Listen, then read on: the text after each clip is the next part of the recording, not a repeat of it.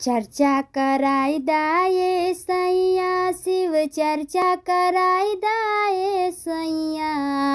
चर्चा कराई दाए सैया शिव चर्चा कराई दाए सैया। हमरा मनवा के हमरा दिलवा के असरवा पुराई दाए सैया। हमरा मनवा के असरवा पूरा कराई दाए सैया।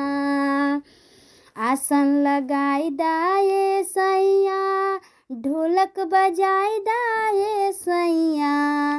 आसन लगाई दाए सैया ढोलक बजाई दाए सैया।